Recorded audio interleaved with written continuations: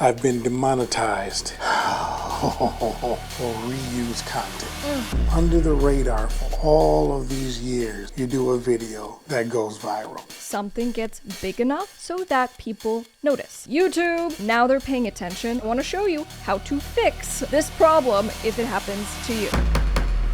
This video is going to serve as a warning for anyone who uploads content onto YouTube. Man, like that, your channel can get demonetized, your channel can get strikes, your channel can get deleted. We're gonna go on a journey today and I'm gonna give a lawyer's reaction to I got demonetized for reused content. Now, I've been lawyering for over 10 years and I've had this issue come up. My firm represents some really big YouTubers, so my mission today, I'm gonna give you a lawyer's reaction and any tips that I can share along the way. I wanna talk about what the YouTube policy is, so hopefully you can avoid these mistakes. And then lastly, I wanna show you how to fix this problem if it happens to you. If that sounds exciting, give this video a big thumbs up and let's jump into it.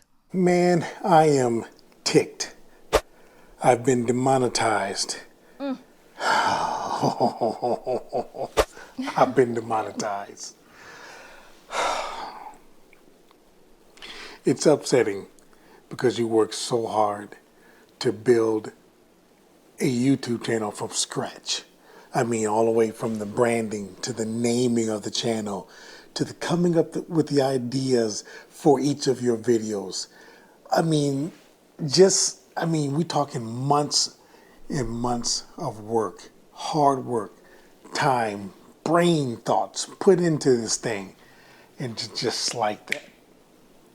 I mean, literally, by the snap of your fingertips, it's all gone. Look, one of the things that I think has made me a better attorney over the years is that a lot of the stuff that I counsel clients on, I have been through, right? I'm a creator, I'm an entrepreneur, I build businesses, done this for myself, I've done this for clients, but I have also been demonetized. On my YouTube channel for my music, Miss Krystle, there was a third-party company that I was working with that would go out into the internet land of YouTube and to monetize any videos that used my music, for example. Anyway, they did some things. YouTube didn't like it. And my channel was demonetized for a year. It hurt. I'm sympathizing very much right out the gate on this. Trying to piece together why someone would say your channel needs to be no longer earning a revenue stream seems unfathomable to me. What did I do wrong? Why was my channel chosen to be deactivated, meaning cut off all funds, demonetized? What did I do wrong? You get up in the morning and you go through your regular routine and you go to your YouTube studios just to see how things are coming along, what videos are performing, and then you see this little triangle. You're like, what is this red triangle for? You go to your analytics, you look and you see, hey, it doesn't make any sense. But then you see, okay, let's go check out the earnings. Let's see what you've done. Well, and I'm sure you guys have seen in your accounts as well, right? You'll share revenue or your video cannot be monetized. And then there's processes that you can go through to appeal. So if you do reaction type of content, if you do educational type of content, if you include something that contains third-party material, something with someone else's, let's say, song or video that can be detected in your video, and even if under the law you're entitled to have it in your video, the automated system can flag and do things. And in this case, a complete demonetization of the channel, obviously pretty harsh, but let's see what happened.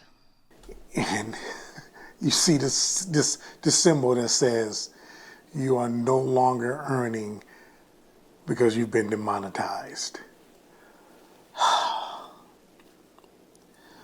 I'm talking years of work down the drain. You work so hard to get your 1,000 subscribers, Yeah, right. to get your 4,000 watch hours, and just like that, it is all ripped away from you. I put in a lot of hours. I went through a lot of sweat and tears to get the requirements completed, to be monetized, to be able to earn. Yeah, it is hard. I mean the little Getting that first 1,000, subscribers. Oh my goodness. bit of money that I was earning. I mean, we're talking a little bit, just a little bit of money. But it was my badge of honor. It was my it was my reward that said I did it. I did what was required to earn the right to earn income on my page, and it's all ripped away. So with further research, I learned that I was demonetized for reused content. Reused content. If you go to my page, you see all my videos is all original content. All my long form is original content. We're talking almost 300 videos. So in reusing content, you can be reusing someone else's content, right? So it's like third-party content, which is why I'm like, hey, if you're someone that does a reaction or you include something in your video, if it is created by someone else, if it is owned by someone else, we need to look at, well, do you have the right under the law to be able to do it unless you got like a license or permission or whatever. We're assuming you didn't, okay? You're just doing it. But what's important here is he goes, well, actually, this was all my content. This was all my original stuff. So now in this kind of reusing of the content where essentially it's, well, if you have a video and then you just re-upload the video and re-release it, YouTube reserves the right to be like, you violated our policy. You reused your content. And then one of the consequences can be that you get demonetized. So then we're curious, well, what did you do, right? What qualifies as reusing the content? Are you reusing the entire thing again and just re-releasing it? Let's see what happened in this situation. If you're needing legal help, feel free to reach out to Delgado Entertainment Law, which is my firm. We offer free case evaluations with our case managers. So just meaning you don't have to make any kind of commitment. We'll just see how we can help you. Feel free to call us. You can text, you can email. We look forward to hearing from you. All original. I mean, it's me talking to the camera. That's it. Me talking to the camera, just like I'm doing now. But there was a time where I explored and tried to dab in shorts. Probably one of the biggest mistakes I ever. I just can't. Here's the thing. Most of us need to be reminded more than we need to be taught. Okay. So if this is, first of all, if this is new for you on just that you are not supposed to be reusing content, glad you're here. Okay. Let's get informed. But if you do know this, and maybe you didn't think about it in this way, we go, okay, so he just said he created something new, but it came from a long form piece of content that he had released on the channel. But allegedly, because that little piece of something that was in the long form thing, even though it is a new derivative work from the original, YouTube considered it to be a reuse and demonetized his whole channel. We're going to include a little bit of what YouTube has to say specifically about this to try to create clarity, but let's keep going with Keith and his situation. I feel so bad. What I tried to do was go and create content that had viral potential. And I was successful in doing that. Okay. Because my page kind of dabbed in trucking, I went and found videos that was trucking related. And those videos were funny videos that truckers do. Trucking mistakes, trucking accidents, funny things that we as truckers probably have done, not I or some truckers I know, but some truckers have done in some bad accidents or mistakes that led to accidents. And with that, I thought it was a good opportunity for me to use maybe those accidents as a green screen, and then I will commentate over that video. Okay. It sounds like he is reusing content, but he's transforming it. Okay. And we're going to look at the actual policy here. But one of the things they say, they go, if you're going to reuse content, you have to transform it by adding something new to it. So for example, YouTube man himself literally is going to say in this clip, if you're going to reuse something and you're like giving your own little commentary on it, you should be fine. At least what Keith is talking about so far should have been fine. But maybe that wasn't the content that caused the problem. Purpose video that was made to be touched up with my commentary or my little comedic addition to the video. And that's what I did. However, one of those videos went viral. And when I say it went viral, we're talking 25 million views viral. Killing it. So you say to yourself, you go through all these years, you're creating content, and you went under the radar for all of these years, and then all of a sudden you do a video that goes viral. I honestly believe that that is the video that put me on the radar. Okay. Understand this, that most videos that I have, 3,500 views, 2,000 views, 1,000 views, 500 views. So little old me produces this video that goes to the moon, 25 million views. And I would think that probably YouTube saying, something suspicious here. Well, no, it put a spotlight on you. It put a target on your back. And I say this when, here's the thing. My clients, I'm always like, you got to tell me all the bad things. Tell me all the bad things that you're doing so that I can just help prepare and I know. So I'm not surprised and we could just weather the storm together. And so when I'm talking with creators, let's say someone who's like a musician or a producer, and let's say that they're just sampling because, they're in a certain genre. So it's very common to, let's say, mix popular songs together on YouTube, right? So you do your mashup, you're not getting any licenses, any clearance, you're just doing it, which is unauthorized sampling, carries claims of copyright infringement, and all kinds of really bad things. But a lot of people have experiential wisdom, meaning through their experience, they've just done it and nothing bad ever happened. So therefore, they keep doing it until oftentimes something gets big enough so that people notice. And then all of a sudden, YouTube, in YouTube land, or in the land of the Universals and Sonys and Warners, now they're paying attention and they saw what you did. But unfortunately, you can't unring the bell. You already did the bad thing. Now, in this case, I'm trying to figure out, did he do something that actually was a violation of YouTube policies? Because he said he did a short. He said that the content was reacting to other videos. So that's at least how I'm looking at it in this context. Hopefully I'm understanding him correctly. But there was nothing suspicious about the video. Nothing at all. It just got a lot of views because it was funny. It was a funny video. So you say to yourself, what video was it? Because YouTube never told me. They never said, hey, this video produced on this day at this time is the culprit. That's the video that we need to, be re-edited. I was never told what video it was.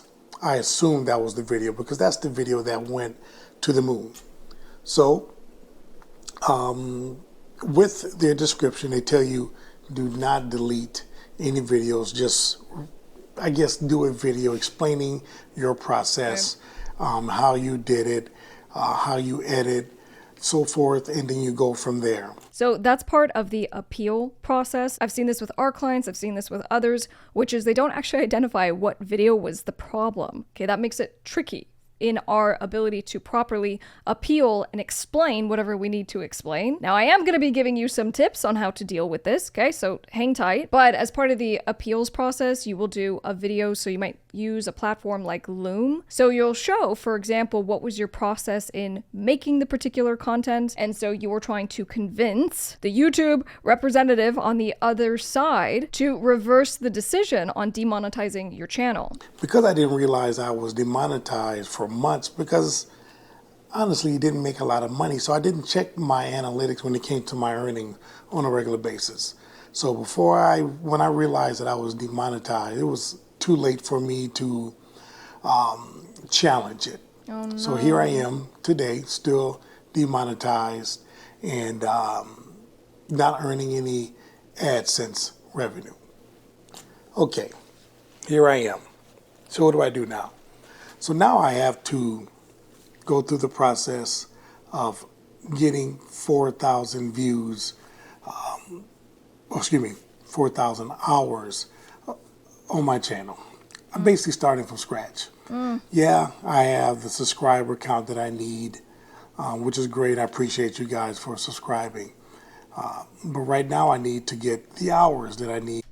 All right, so Keith has to start over. We're going to come back to Keith. But what I wanted to do is specifically go to Mr. YouTube representative on clarifying this reuse thing. All right, so what we're going to watch, Thomas Kim, director of creator monetization, sits down with Renee Ritchie to talk all about reused content, what it is, how YouTube thinks about it, and what creators can do to avoid rejection, suspension, and more. And what about if I, as a creator, have multiple channels? Like maybe I have a dubbed language version, or I have a podcast channel and then a clips channel.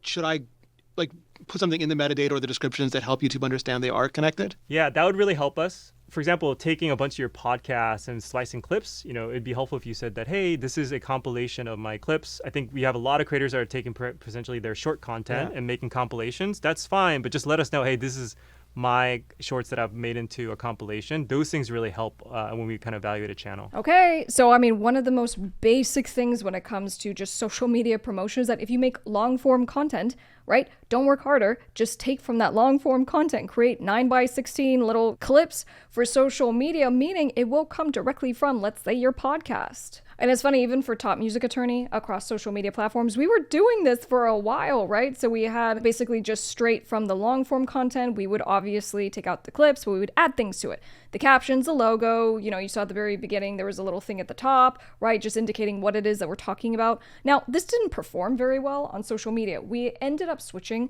where I did summaries. So I would do the full video and then I sit here and I just pick up my phone and I do a 1-minute summary. It's a little extra work, but I promise it's like 3 to 5 times better engagement across the board on average. And we've even had a couple that kind of went up. So we had this guy, 300,000 views, and it's the same, just, I just sit here and hold the phone. So it's just a little more engaging. But nonetheless, Mr. YouTube just said, well, if you're going to, let's say, take a bunch of clips and compile them together, that's fine, but you need to transform what that video is a little bit. So if you did an introduction, hey guys, here's a compilation of my best performing clips from the podcast. What he's saying is that that should be sufficient, that this isn't just a reuse. Let's go back. And what about like when in doubt, if I'm not certain, should I be like trying to explain how I make the videos? Like what are the best practices? Yeah, again, couple things. We want to see something that's original, that's yours. Renee Ritchie has a way to express things into the world. And so I think you should look at the content and say, hey, is this truly unique? Is this something that only I can do? Reflects kind of your genuine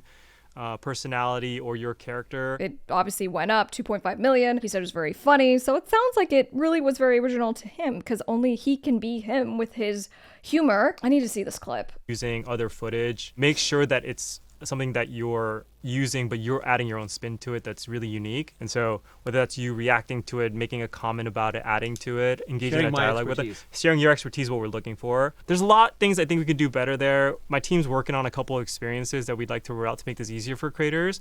But in the meantime, when in doubt, just make sure that you think you're making content that's somewhat unique and original to you. Okay. So like I said, we represent YouTubers who have millions and millions of subscribers, but even if you don't, you have invested time into your YouTube channel, and so we want to make sure that you are protected. So when it comes to reusing content that is either yours, because you might be someone who makes documentaries, for example. Documentaries are great for monetizing because usually it's super long form content. And then a lot of you have multiple YouTube channels out there, so you will go and repurpose these videos and re-release them on different channels. So just understand the policy is you're not supposed to be doing that. So one argument might be, well, if you're someone who has compiled your videos together, let's say into one giant long form video, is that enough? And what I can tell you is that I had this fight with YouTube because YouTube said, no, that's not enough. You can't just put the long form videos together like back to back. You still need to go in and do something to transform them. So this is something that YouTube had sent to us. So look, reuse content, do a funny or thoughtful revision of content you didn't originally create, right? So transform it into something new. Clips of other people's content as part of a critical review. So comment on it, react to it, change the voiceover. Don't do short videos that you compiled from other social media websites, right? Don't just, again, compilations back to back, no good. Don't put collections of songs together from different artists. Don't put clips of moments from your favorite shows edited together with no or little narration. I mean, they're so very much emphasizing this whole, like, if you are on screen and you have like the green screen thing going, that should be good enough to transform the piece of content so you're not having this reuse policy violation issue. I will recommend to you that, first of all, study the guidelines and regulations for YouTube as a content creator. Make sure you're crossing all of the T's and dotting all the I's so you don't get caught doing something that you're not supposed to do. I feel I didn't do anything wrong. That's fine. I'll move on and I'll continue on down the road. But make sure this doesn't happen to you.